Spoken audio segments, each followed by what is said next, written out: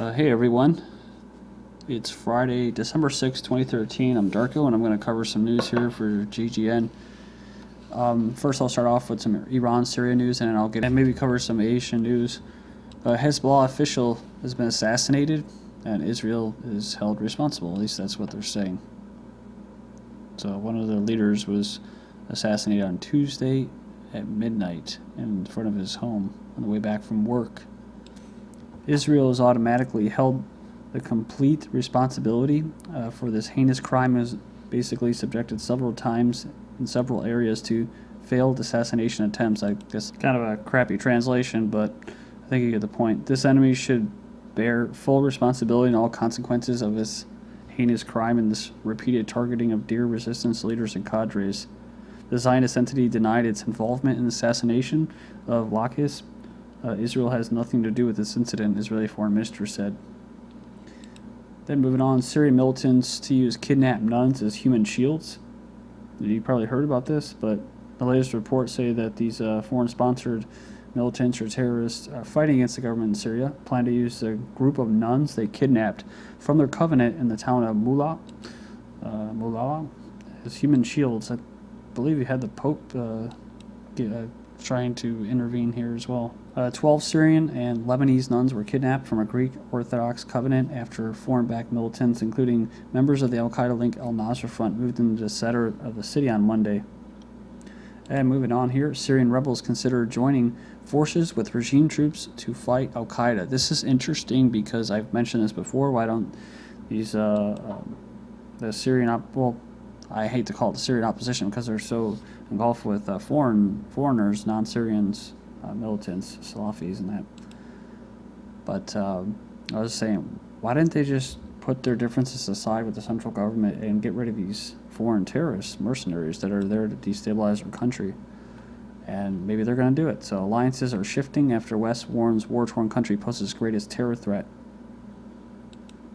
So official forces are declaring that they're prepared to join regime troops in the future to drive out al-Qaeda-linked extremists who have taken over swaths of rebel-held territories.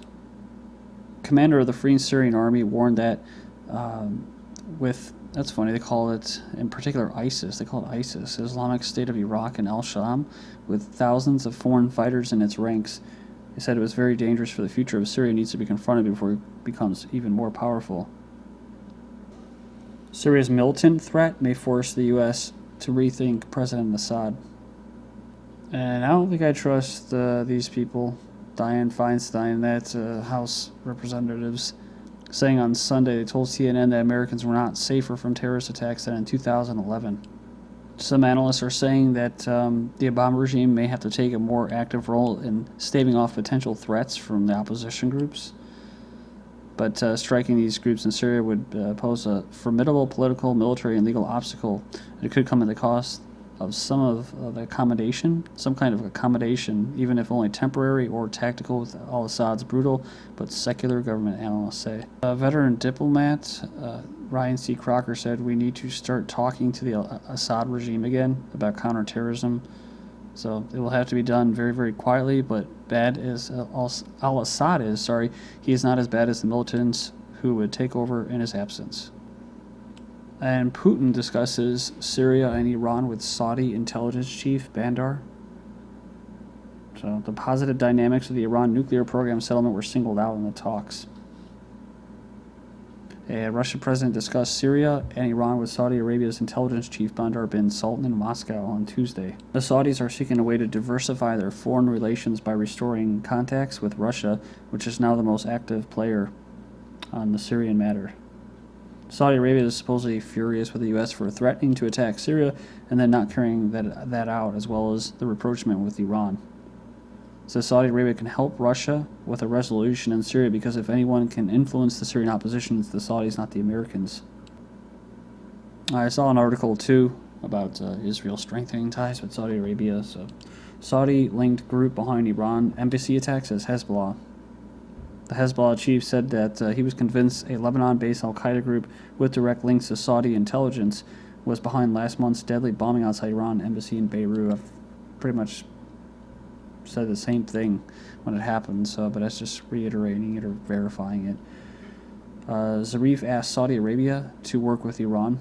Iran's foreign minister, on a tour of the Gulf Arab states, says a nuclear deal signed in Geneva should not be seen as a threat to any country.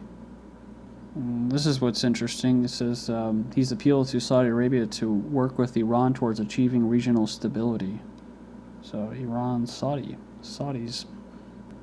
You just had something in Egypt about whatever the regime is over there that's running the show, probably the army or whatever intelligence, Western intelligence in there, saying that they declare the Muslim Brotherhood a terrorist group.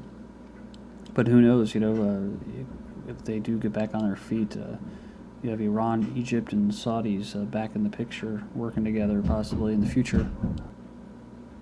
I guess you could say that that would drive oil prices way up. But, that's just, who knows with the, gas prices and oil prices, how that actually works. I do think it's like South Park where they just go in there and they cut off a chicken's head, and put it on one of those gambling turnstile things with all the numbers on it and see what's what. And Zarif urges Kingdom of Saudi Arabia to work jointly for stability. So this is just another type of article covering the same thing. He urged Saudi Arabia to work with Iran for stability of the region. He says, I believe our relations with the KSA should expand as we consider them an extremely important country in the region and the Islamic world. They believe that Iran and Saudi Arabia should work together in order to promote peace and stability in the region. So, UN adopts disarmament resolution embodying Iran proposals. So this is the most recent news from today. The UN basically unanimously adopted a nuclear disarmament resolution that includes proposals forwarded by the Iran president. So they moved forward, and the U.S. says Iran deal can include capacity for uranium enrichment. U.S. also recently was saying that they're not for sanctions, so, or at least the White House was. White House said that the final comprehensive deal reached by the powers in Iran and its nuclear program could include capacity for uranium enrichment. We're prepared to negotiate a strictly limited enrichment program. So, where's that coming from? Iran says we're going to produce way more oil. So, like I said, what is it that Iran has that they want? Is it they free up sanctions? That's money flowing into the West. It's more oil for Europe. So, and Iran gets to be on the a global player in the global scheme of things. That's run by Jewish bankers, or what people refer to as Zionists. So, it's like I said, I don't know how anti-Zionist they really are anymore, but hey, for me it's been kind of not an awakening. I kind of always thought about it like that, but at least for me personally, it verifies that they're part of the New World Order, as they say. Yemen car bomb attack killing at least 52 bears hallmarks of Al-Qaeda. So in Yemen, they had a big explosion. They detonated a car bomb at the entrance of a defense ministry building. And after that, you have State Department seizing U.S. passports in Yemen. They'll start out with this crap. The rights of citizenship are among the most crucial to a democracy, from whatever flows to legal protections. They said basically the U.S. Unlawfully seized over 100 U.S. passports from Yemeni Americans. It says the U.S. consular officers in Yemen believe they are God and act accordingly, so I guess it's a bigger deal than I thought. This has been going on before that, so it's not like they did it because of the bombing, but former Ukrainian presidents warn of chaos. Three of the country's former leaders give their support to anti-government protesters. This is the country, I think, that had the Orange Revolution. For most of you, probably aware, you have the EU and then you have Russia. I mean, it's like they're going to get sucked into one or the other. And I guess it says here that they were going to go with the EU, right? So it says here that there was anger over the president's shelving of a long-awaited pact with the European Union. Again, I think this is all just engineering consent. I mean, I'm not Ukrainian, I'm not there, I can't speak for them, but it seems to me that they probably didn't want to be in either. And they were being told, this is, this is a bad thing. We didn't join the EU. And then they get people out there protesting and stuff. But, you know, did they really want to be... Did they really want to be under Russia's yoke of influence? Kind of like with Iran. I don't think it was like, you know, a big win for Russia or whatever. I think it was just a big win for the global consolidation of power. So, you know, if you're a sovereign state, you're going to have a rough time. It could mean too that it's moving more eastward as far as, you know, the conflict between the eastern trading blocs and western trading blocs into Central Asia eventually. Euro Spring, Ukraine revolt could cascade to more post-Soviet states, which would be those Kyrgyzstan, Tajikistan, Azerbaijan, Uzbekistan, Georgia. So there's decades passed since they each gained their sovereignty, but the post-Soviet states west of the Eurasian divide continue to struggle between the European identities and the influence and benefits that have come from allying with Russia. So apparently the president there in Ukraine chose neither Russia or EU. This is something a little bit different. I wasn't expecting when I saw the headline. Calls for Russia's breakup must not be left unpunished, says Putin. Voicing separatism in the Russian Federation violates the country's constitution, and those who allow this must be held responsible.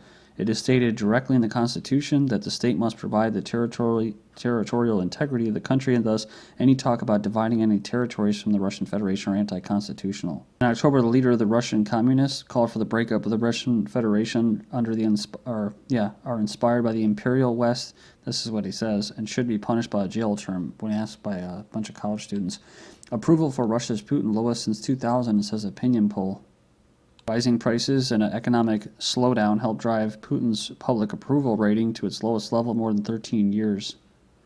Then the Chinese want to spend billions constructing a 600-acre China city in New York State. So we were talking about, I've mentioned it a few times, about the deals made by Zionist bankers and China to shore up money. This includes the Iran deal would be, selling off the Chase Manhattan Bank, allowing nuclear contracts to China. I think China either storing gold in New York, or they bought a bunch of gold there. But either way, there was a lot of stuff going on with J.P. Morgan Chase in China and New York. It says here that the China city is actually what it would be called. It would span approximately 600 acres in a remote area of New York.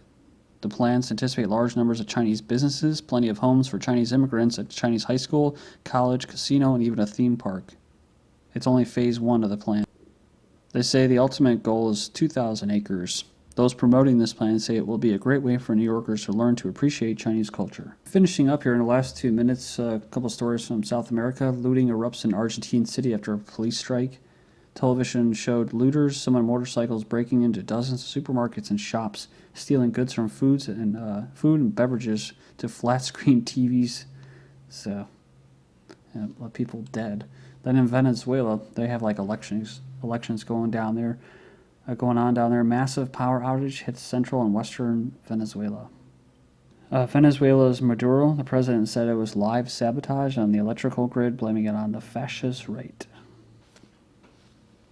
But there's probably a little bit of truth to this. I've seen articles like this before. There's no reason for today's blackout, stressing that the power outage has occurred as local elections begin 5 days away. Mexico finds stolen radioactive truck empty. They found a stolen truck that transported radioactive material, but the materials are not inside the vehicle. They have caught the 6 individuals supposedly driving the truck or stole the truck. This, of course, is to put it out there in case anything happens. For a false flag, they blow something up. They said it was 60 grams of cobalt-60 inside it, enough to manufacture a dirty bomb. Flammable water near gas drilling sites in Louisiana. It only started once they started drilling those wells, says one person. So people's water from their tap are actually catching on fire. In California, for the first time, they're fining an oil company for dumping fracking discharge. Boeing wins a $76 million doomsday plane contract. So the rest of us down here are having our skin burned off by, quote, a dirty bomb The commander-in-chief will be safe, hovering above us like a god. Thank you.